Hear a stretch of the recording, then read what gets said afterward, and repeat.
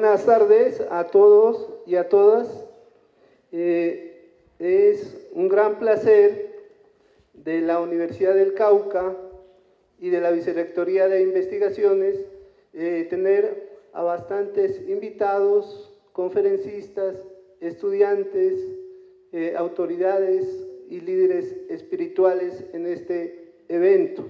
Creo que el diálogo de saberes, la transdisciplinariedad es un elemento fundamental para la construcción de otros mundos posibles. Antes de presentar al profesor Arturo Escobar, quisiera aclarar que hicimos un esfuerzo con la maestría en estudios interdisciplinarios del desarrollo, la organización del Congreso, especialmente con la profesora Olga Lucía Sanabria y la Vicerrectoría de Investigaciones, para articular dos eventos que se están desarrollando en la Universidad del Cauca.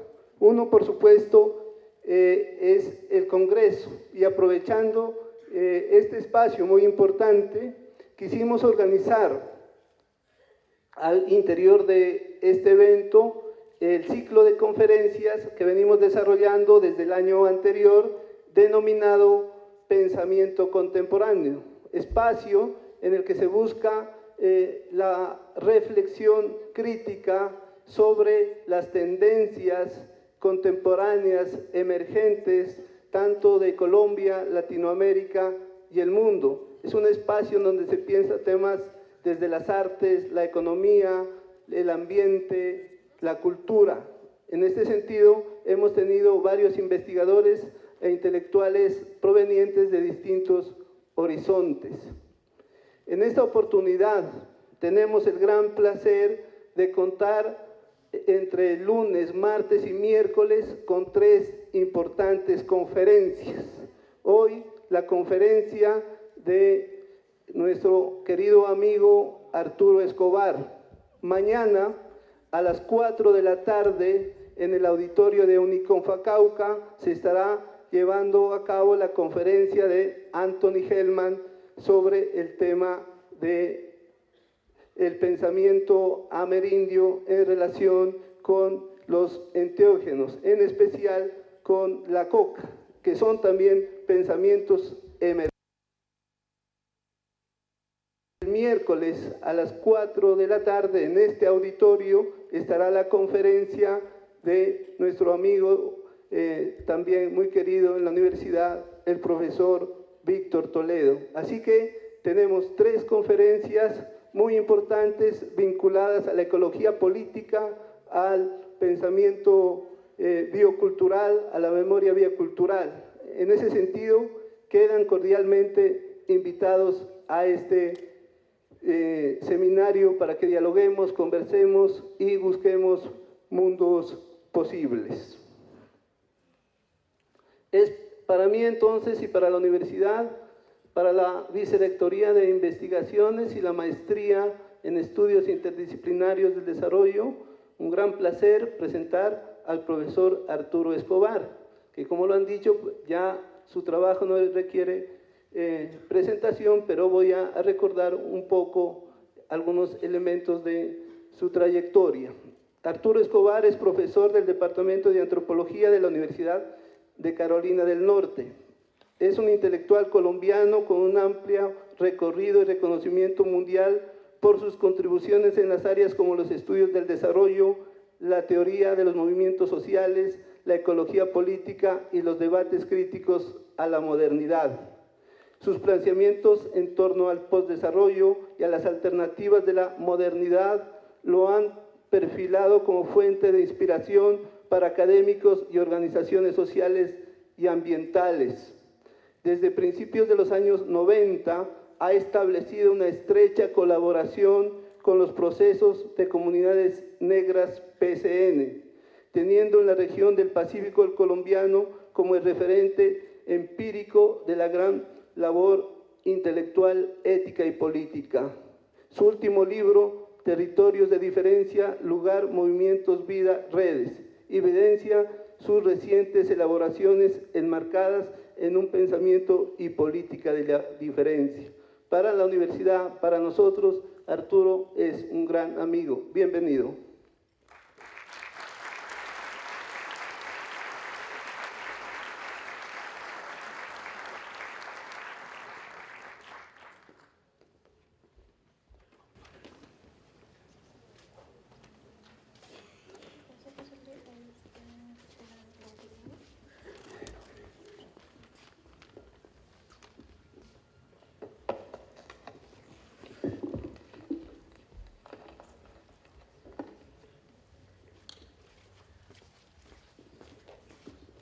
Bueno,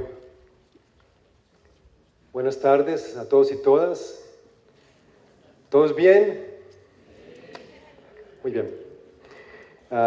Bueno, realmente yo creo que ofrecemos en el espíritu del Congreso y en el espíritu de la sesión inaugural esta mañana tan hermosa, ofrecer esta conferencia también quisiera para contribuir muy humildemente a la sanación de la tierra, que tanto lo necesita y que nuestros compañeros y compañeras indígenas afrodescendientes nos están mostrando, nos están dando unas pistas muy importantes al respecto.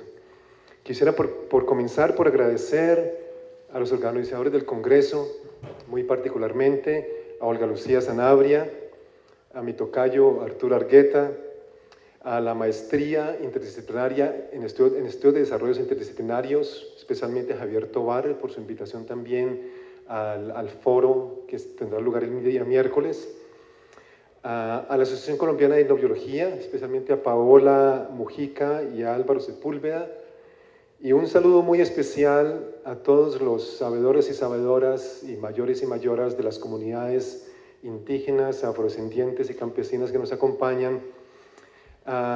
Me parece que lo que voy a intentar de hacer en el espíritu también de los diálogos de saberes que son tan importantes en las disciplinas que nos convocan es precisamente establecer un diálogo de saberes desde ciertas tendencias en la academia con esos saberes de los pueblos territorio, como a veces los llamo, y que de nuevo voy a tratar de resaltar su gran importancia.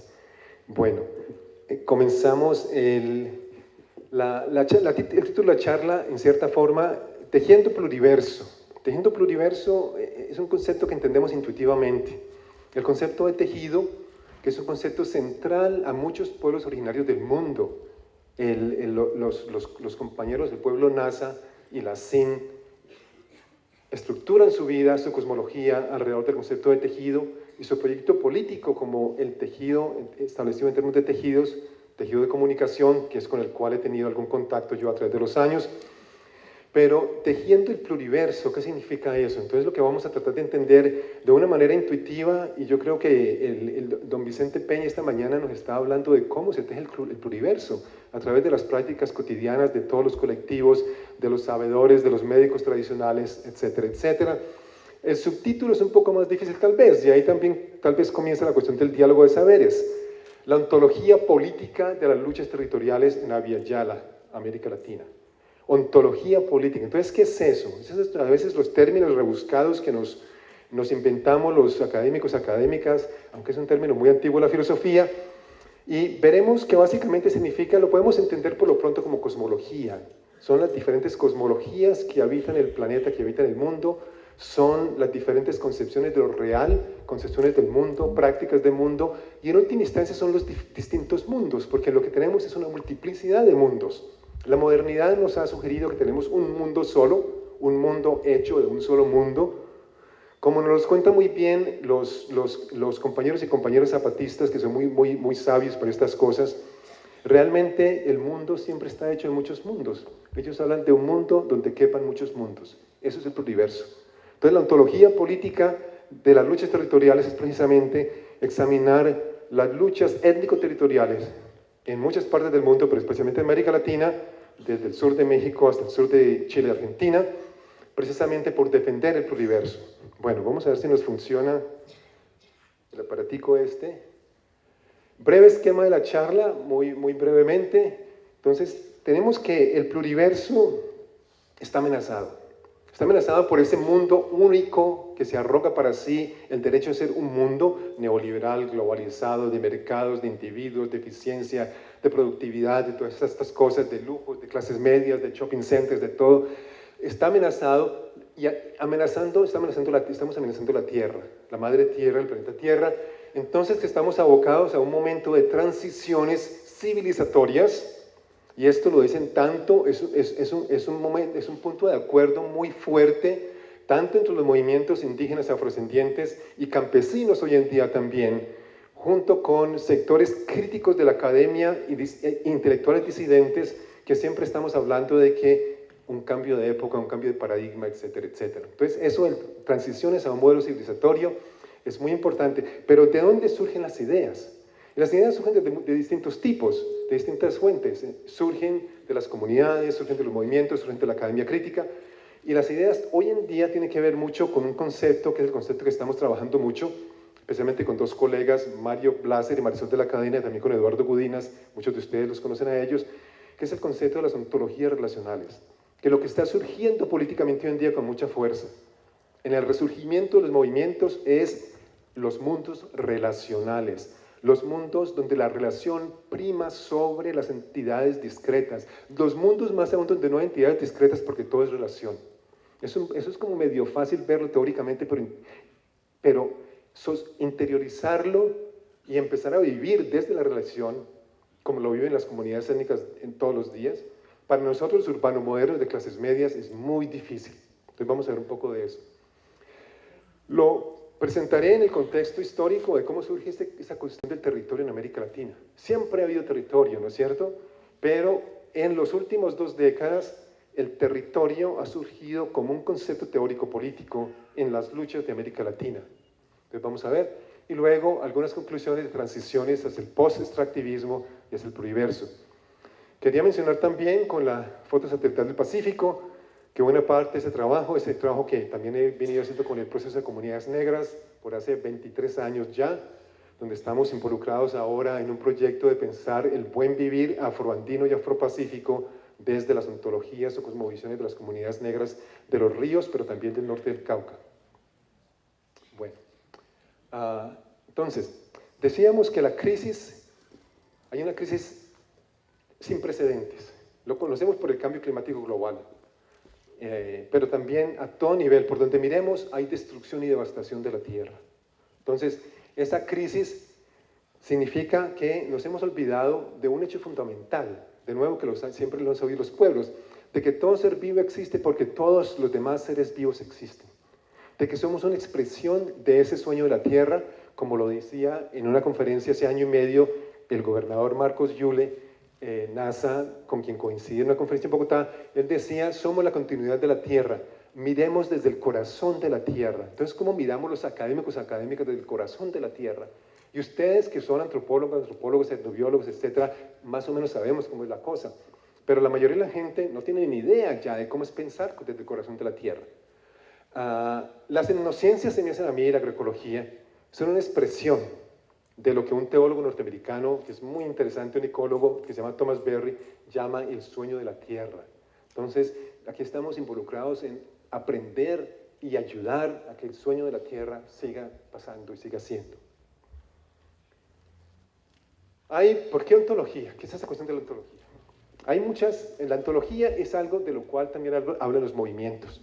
Por ejemplo, a mí me gustó, Luis Macas hace mucho tiempo, en el 2008, dijo, bueno, es que nuestra lucha es epistémica y es política. ¿Qué querría decir eso con él? Decía que no es solo una lucha por la inclusión, por los derechos económicos, por los derechos humanos, etcétera, etcétera. Eso es importante sin duda, pero que también es una lucha por el modelo de conocer y el modelo del mundo, por la forma en que queremos vivir, de que la defensa de la vida y el territorio por eso se convierten en una de las columnas vertebrales de los movimientos. De esto, obviamente, de nuevo, el pueblo nace ha sido muy sabio en esta defensa del territorio, de que vincula lo ancestral con el futuro, de que no es que las culturas tradicionales van a quedarse tradicionales y estancadas en el tiempo, como nos dicen los periódicos, los periodiquillos que tenemos en las ciudades colombianas o latinoamericanas, sino que precisamente se trata de que siempre están pensando en cómo reconstituir sus territorios.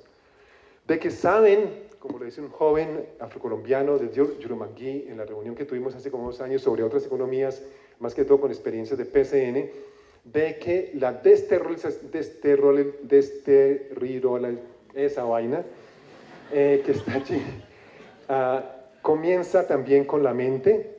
Más adelante les mostraré tal vez una frasecita de un líder, NASA, Mauricio Dorado, que dice, no solamente sacan a la gente del territorio, sino que le sacan el territorio de la gente.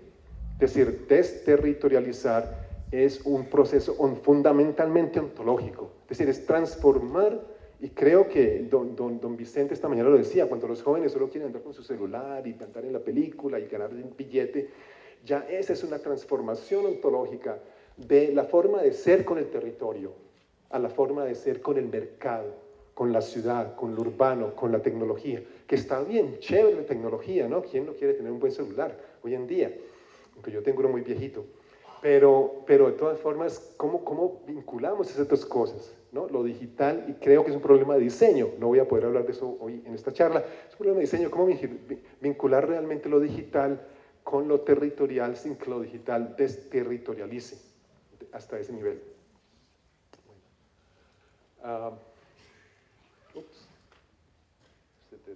No, perdón.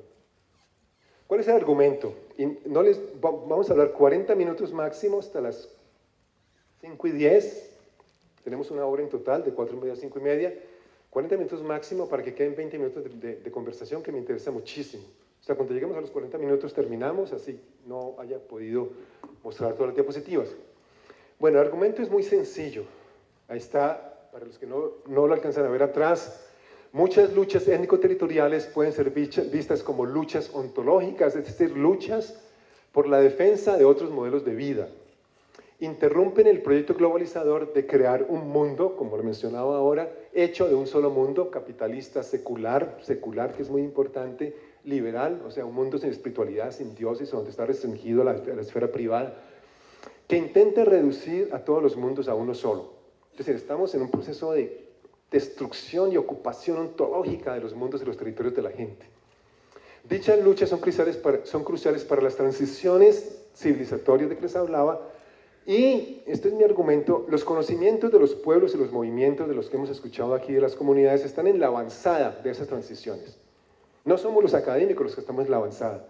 Eso no quiere decir que los académicas no tengamos cosas importantes para contribuir. Tenemos contribuciones importantes sin duda, pero realmente que las contribuciones más interesantes, precisamente porque continúan sintonizadas con el sueño de la tierra, con la dinámica de la tierra, es la contribución de los pueblos territorio.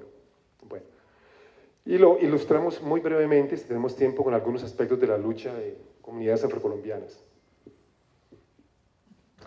Esto lo quiero mostrar porque el contexto colombiano en este momento es muy importante. Estamos en el posconflicto, ya casi llegando al posconflicto, se habla mucho del posconflicto, ahora del posacuerdo, que me parece mucho mejor. Y quisiera usar 4 formulitas de Boaventura de Sousa Santos muy brevemente, porque las quiero dejar plantar, digamos, en la mente de ustedes, porque son fórmulas que nos permiten invertir la película. Es decir, no tragarnos enteros lo que nos dicen los medios y los gobiernos y Santos y toda esta gente sobre el posconflicto y la justicia transicional, sino realmente llegar a pensar el posconflicto de una forma completamente diferente. Entonces, primera formulita. Cada una de estas fórmulas refleja un problema fundamental en la teoría social contemporánea. Enfrentamos problemas modernos para los cuales no hay soluciones modernas. La modernidad nos sigue dando soluciones modernas a los problemas modernos, nos sigue dando la economía verde a la destrucción ambiental, nos sigue dando desarrollo sustentable a la devastación del planeta, nos sigue dando reducción de la pobreza a la profunda desigualdad que está creando y miseria que está creando por montones en todo el mundo. ¿Okay? Entonces, la crisis es una crisis de un mundo particular, es una crisis creada por un mundo particular. La comprensión del mundo es muy interesante. La comprensión del mundo es mucho más amplia que la concepción occidental del mundo. Desde las universidades nos quedamos atascados en esa vaina, nos quedamos en la comprensión occidental del mundo. Me alegra muchísimo que en la Universidad del Cauca hay unos programas hermosísimos, las diferentes maestrías, el Departamento de Estudios Interculturales, en antropología, hay gente muy buena, en otros seguro que en otras partes también, en etnobiología, ojalá logren crear el doctorado en etnobiología. y procesos bioculturales. Entonces, de que hay muchos otros conocimientos de los cuales tenemos que surtirnos que han sido invisibilizados. La diversidad del mundo es infinita, de nuevo, un mundo donde quepan muchos mundos. Y entonces, esta es la formulita. Cuando ustedes hablan de posconflicto, digamos inmediatamente, no podemos reconstruir el posconflicto, la sociedad colombiana en posconflicto, con las categorías que crearon el conflicto, especialmente el desarrollo. El desarrollo es el causante número uno del conflicto. Entonces, decirle no al desarrollo, decirle sí al buen vivir, va a ser unas cuestiones fundamentales que tenemos que presionar en el... Bueno, simplemente un pequeño homenaje a los compañeros zapatistas, que son tan sabios y tan importantes en esto. Y en esto me voy a detener por un momento, porque lo que más quisiera mostrar es precisamente qué es eso de, que ya mencioné al comienzo,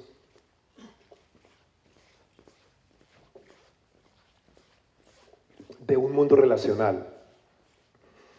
Entonces, cuando yo muestro esta fotografía, que es del río Guapi, con ustedes no la tengo que explicar mucho, estoy seguro, porque la mayoría de ustedes ya están muy sintonizados con que allí hay más que dos personas, ¿no es cierto? Si la mostramos a un paisa, por ejemplo, de Medellín, o a un caleño de clase media o clase media alta, verá ahí un par de pobres, ¿no? Un par de pobretones ahí andando en esas canoitas porque no tienen un buque con, una canoa con motor, etcétera, etcétera. Si empezamos a ver, y esto es un ejercicio colectivo bonito, pero pues hacerlo con tanta gente, no tenemos tiempo, no se puede hacer, ¿qué más vemos allí? Entonces, viajemos al río, viajen al río, al Guapi, si conocen algún otro río, el Timbiquí, el Rosario, cualquiera, métanse por allí, métanse en el manglar, métanse en el bosque, métanse en ese complejo mundo de la naturaleza de que nos pintaba Olga Lucía con el maestro Vicente esta mañana, y empezamos a ver todo lo que hay allí. Miremos con los ojos de la racionalidad y vemos que no solamente son dos personas, padre e hijo, que realmente no hay padre y hijo. Ahí hay un entramado relacional muy profundo, donde hay un señor con una niña, con las canoas, con los conocimientos para hacer las canoas, con el mangle que lo cortaron en la época del año en que tendrían de haberlo cortado, porque si no, no hubiera sido bueno para la canoa, con los canaletes, que saben el ritmo de las mareas, que saben que allí hay toda una vida acuática, que también hay dioses y hay diosas, inframundo, supramundo, y que hay cangrejos, y que hay rizomas, y que hay microorganismos, y que hay agua, y hay humedad, y hay lluvia, y hay sol, y hay todas esas cosas, que entonces con cada remada que dan padre e hija, están enactuando un mundo, están ejercitando, están construyendo un mundo relacional. Entonces nos quedamos allí por lo pronto. Ahora veamos qué pasa cuando llegan. Bueno, y es un mundo que tiene aspectos difíciles. Las concheras que viven del manglar, ellas quieren mejorar sus condiciones de trabajo sin duda, quieren mejor precio para la piangua, quieren mejor botas de hule, quieren todas estas cosas, pero no quieren que se destruya el manglar porque el manglar es su mundo. Entonces, creo que sigo dándole al que no es. ¿Qué pasa en estos mundos del Pacífico Sur cuando llega la plantación de palma? Me imagino que ustedes ya se dieron cuenta, es una plantación de palma. Cuando llega el monstruo verde, cuando llegó el monstruo verde de la caña y acabó con todos los campesinados libre negro del norte del Cauca. Cuando estas materialidades, porque son materialidades de la palma, de la minería, ocupan el territorio. Cuando no solo sacan a la gente del territorio, sino que sacan al territorio de la gente, porque la gente se va a Tumaco a trabajar en la plantación y ya se desterritorializaron mentalmente. No del todo, porque el apego al territorio no se corta del todo tan fácil. Esta me gusta mucho porque es una misión internacional para verificar el impacto de la palma. Es una casita que quedó por allá en el río Mira y para mí significa como lo digo, desterrar un mundo de su existencia. La palma avanzó hasta que acabó con todo el territorio.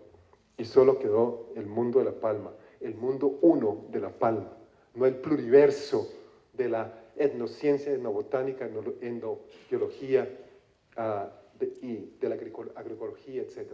La minería igual, por acá cerca, es horrible, horrible. Frente a esto se movilizan las comunidades. Yo trabajo más que todo con comunidades afrodescendientes. La movilización de las mujeres de la toma de hace unos meses, noviembre y diciembre del año pasado, fue una movilización impresionantemente lúcida y hermosa, valiente a no morir. De que entonces en esas movilizaciones surgen unos pensamientos y unos discursos que varían para muchísimas tesis de maestría y doctorado, que simplemente voy a leer la última parte de aquí en aras del tiempo.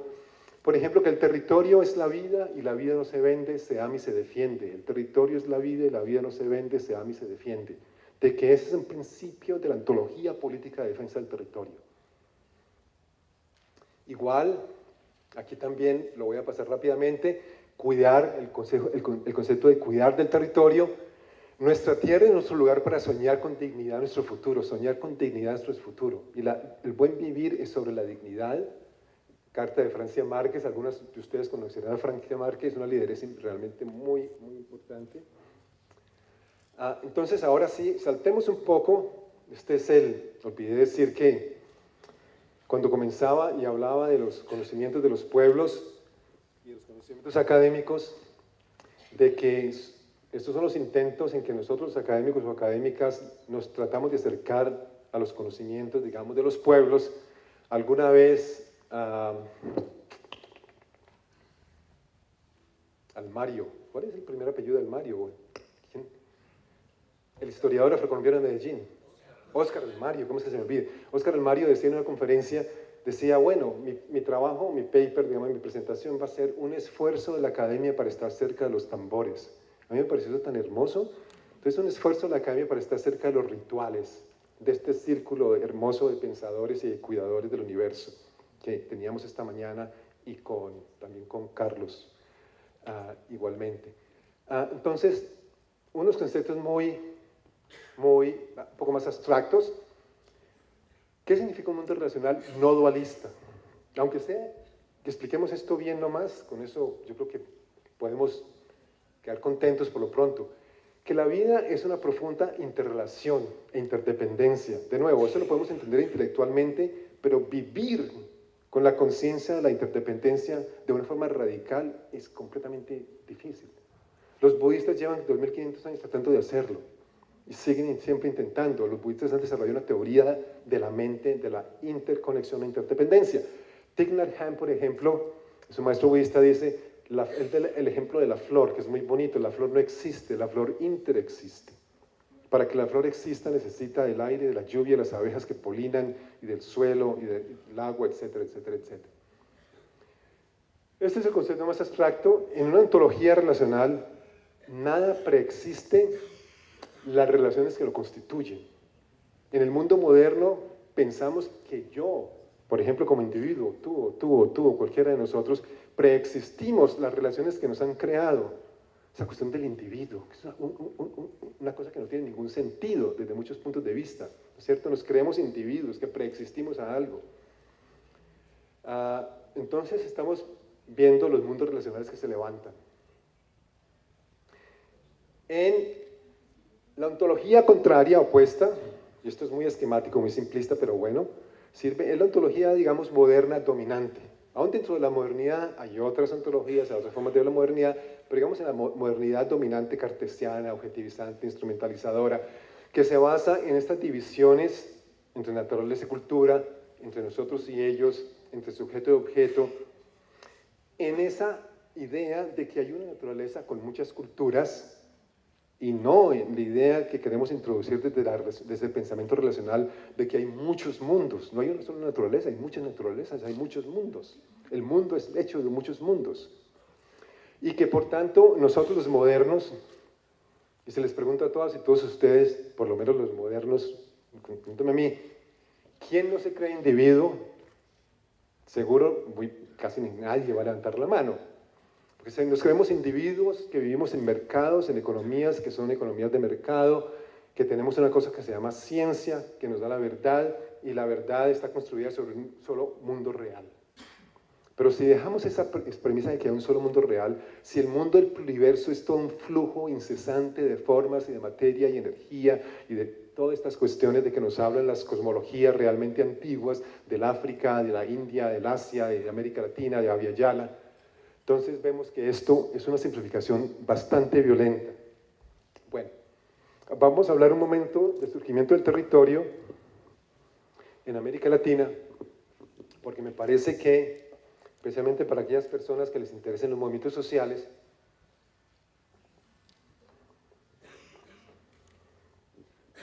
y que de pronto estén haciendo tesis desde esta perspectiva, especialmente usando literatura de la geografía, o de la antropología, o de la filosofía política, por ejemplo, es interesante cómo surge. Algunos de ustedes, los más viejitos como yo, recordarán que las luchas de los 60 eran las luchas por la tierra para el que trabaja, la NUC, la Asociación Nacional de Usuarios Campesinos, todas las luchas por la tierra. Siguen siendo importantes, pero en los 80 se empezó a comenzar algo interesante. Muchos colectivos empezaron a hablar de territorio y no de tierra. ¿Cómo se dio ese cambio? ¿Y qué significó ese cambio? Y que el territorio fue un concepto introducido por los movimientos sociales. No fue un concepto que surgió de algún académico por allá en Bogotá o en Washington o quién sabe dónde. Entonces, y que introducir el concepto de territorio permitió resignificar una serie de preguntas claves como la conservación, la biodiversidad, el desarrollo, porque se trataba ahora de una política de territorio, territorial. La ley 70 de comunidades negras, muchos la conocen, precisamente la ley de derechos colectivos, culturales y territoriales para las comunidades negras del Pacífico y otros territorios afrodescendientes, se lograron titular más de 5 millones de hectáreas en el Pacífico. Por aquí hay personas que saben muchísimo más de eso que yo. Entonces, ¿qué es el territorio? Les voy a, en 2 minuticos, mostrar muy brevemente una conceptualización del proceso de comunidades negras. Esto llevaría, digamos, 2 horas explicarlo, pero muy brevemente, que surgió en los 90s del trabajo del PCN en conversación con colectivos indígenas también en distintas partes de Colombia y obviamente otros grupos de comunidades negras también. Bueno, el territorio como, digamos, si nos volvemos al río Guapi, territorio como el espacio efectivo de apropiación por parte de la gente de su entorno. Entonces la gente va apropiándose del territorio, dejan unos montes de respaldo, crean una finca con policultivo, van y vienen por aquí y por allá, toda esta cuestión, mantienen su cosmología de sus mundos. Luego aparece otro concepto interesante, que es un concepto que me parece que sigue siendo válido, el concepto de territorio-región. Entonces, pensando que es el Pacífico. Esto fue la década de los 90, que fue la gran década del Pacífico. Que el territorio-región es un territorio, el Pacífico como un territorio de grupos étnicos. Eso ya surge como el concepto político, teórico político de un grupo de activistas, entre activistas indígenas y activistas afrocolombianos. Y que la autonomía es lo que articula el proyecto de vida de las comunidades, que es la apropiación efectiva de los territorios, con el proyecto político del movimiento.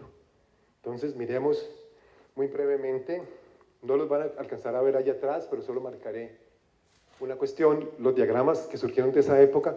El original de esto es de 1999 o 2000, y ya aparecía el concepto de buen vivir.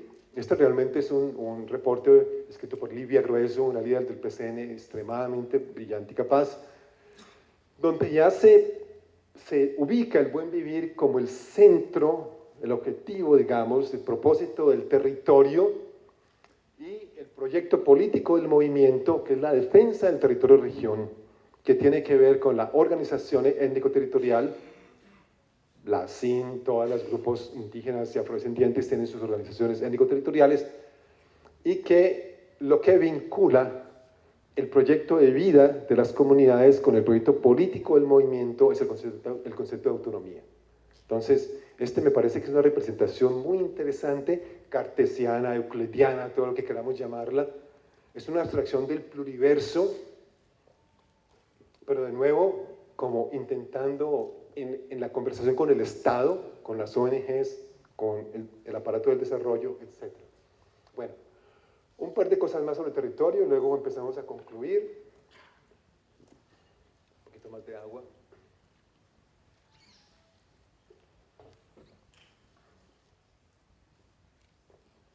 Esto me lo decía un mayor en Tumaco. Él decía, tierra puede tener cualquiera, pero el territorio es otra cosa. De nuevo, es una visión ontológica del territorio como la llamamos los académicos de esta perspectiva. El territorio es mucho más que tierra.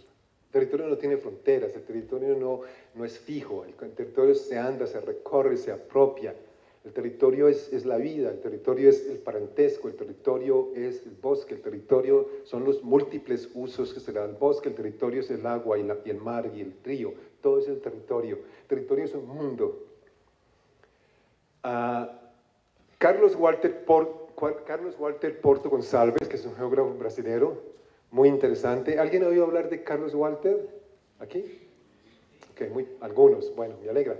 Es un tipo muy interesante que se ha dedicado a pensar esta cuestión del territorio y la perspectiva de los movimientos sociales del territorio. Entonces él distingue entre territorio, que digamos es el espacio físico, territorialización, que es la creación de las condiciones para que los pueblos continúen perseverando en los territorios, y territorialidades, que ya son, digamos, esas identidades, culturas y ontologías que surgen de los territorios. En los territorios ocurre lo que algunas personas, incluyendo Adolfo Albán, que aquí nos acompaña de la Universidad del Cauca, dice, ahí se crean las condiciones para la reexistencia. En estos días le escribí a Adolfo y le decía, bueno, yo te oí una vez decir una cosa que me gustó mucho, que el problema hoy en día, el cambio climático, la crisis, toda esa cuestión, no es un problema de ciencia, sino de las condiciones de la existencia. Y esto es lo que nos dicen precisamente todos los pueblos y los conocedores y conocedoras de las comunidades. Es de cómo vivimos. El problema es cómo queremos vivir. El problema es qué mundo queremos. El problema no es de falta de ciencia. El problema no es de más otro tipo de economía, otro modelo económico, otra forma de hacer el desarrollo. No. El problema es de cómo queremos vivir. Bueno, entonces, no se me sigue yendo a... De nuevo, otra forma un poco más teórica de volver sobre lo mismo, y ya empiezo a concluir. Ya mencioné el primero. Hay dos biólogos chilenos, que posiblemente algunos de ustedes biólogos aquí conozcan, Humberto Maturana y Francisco Varela, que son biólogos que han pensado casi como si fueran de los territorios, de los pueblos. Ellos piensan desde una corriente en la filosofía que se llama fenomenología. Y la fenomenología es esa corriente de Occidente, una de las pocas, que no es dualista, es decir, que no se basa en la separación entre mente y cuerpo, sujeto, objeto, etcétera, etcétera. Entonces ellos dicen que hay una continuidad ininterrumpida entre nuestro ser, nuestro hacer y nuestro conocer. Conocer es ser y es hacer. Es decir, los modernos nosotros por un lado somos, por otro lado conocemos, por otro lado hacemos, ¿no es cierto? Pero en la ontología relacional, y ellos vienen de una visión, digamos, profundamente relacional, es así. Los antropólogos y ecólogos que trabajan, digamos, dentro de la interrelación entre ecología y antropología, han hecho unos estudios muy hermosos, casi que en cada país del mundo hay. En Colombia tenemos antropólogos y ecólogos como el doctor Estrepo, Astrid Ulloa, Patricia Vargas, que han hecho trabajos muy hermosos del Pacífico y han escrito libros sobre esto, sobre cómo precisamente en las concepciones de naturaleza de muchos pueblos indígenas y pueblos territorio, hay una continuidad entre los mundos biofísico, humano y sobrenatural. De nuevo, los modernos partimos todo eso. Los modernos estamos obsesionados con separar y fragmentar. Bueno, y ahora comienza la última parte de la presentación y un poco de conclusión. Entonces, ¿en qué momento estamos? ¿Cómo vemos el momento actual? El momento actual es un momento muy difícil, un momento muy duro, pero muy esperanzador al mismo tiempo. Por un lado, podemos ver que la globalización neoliberal avanza, las locomotoras del desarrollo. El presidente Santos no pudo haberse encontrado una metáfora más descriptiva y más anacrónica al mismo tiempo que las locomotoras del desarrollo. Una imagen del siglo XIX que es la imagen que arrasa y que transforma, arrasando. Entonces es una guerra contra los mundos relacionales. La guerra la vimos en el norte del Cauca todo el tiempo. La estrategia de vaciamiento del territorio por las retroexcavadoras, que es la que más está avanzando hoy en día en el norte del Cauca, especialmente las comunidades negras como la comunidad de La Toma, pero también en muchas otras partes, es una guerra de destrucción de los mundos colectivos. Es una guerra de ocupación de los territorios para expandir caña, para meter lo que sea. En el Pacífico lo está pasando todo el día. He trabajado 20 y pico años en el Pacífico, les podría contar muchísimo más de eso, pero por lo pronto simplemente les digo, allí hay una nueva ola de reocupación, de ocupación fuerte. El nuevo plan de desarrollo del gobierno, todos somos Pacífico, todos somos algo así, es un nuevo plan de intento de reocupar. Y el acaparamiento de tierra que está pasando en todo el mundo a nivel mundial es precisamente también esto. Ay, creo que nos quedamos sin... no.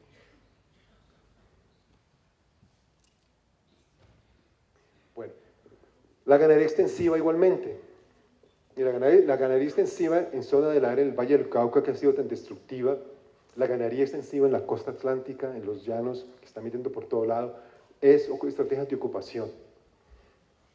Los conflictos ambientales son conflictos ontológicos, no solamente conflictos sobre la destrucción de recursos, son conflictos sobre modos de ver la vida. Es muy sencillo realmente. Entonces esta defensa, de hecho es Francia Márquez en Bogotá, es una defensa que surge de raíces parcialmente comunitarias, porque no son comunidades, digamos, puras, intocadas, ni mucho menos, son comunidades que son comunidades realmente existentes, con lo bueno y lo malo y lo feo que hay en toda comunidad realmente existente, incluyendo la moderna, urbana, etcétera, pero también las de comunidades étnicas, que surgen, pero de todas formas, de prácticas no capitalistas y no liberales hasta cierto punto. Bueno, ahora sí. Unas conclusiones en los 7 minuticos que me quedan.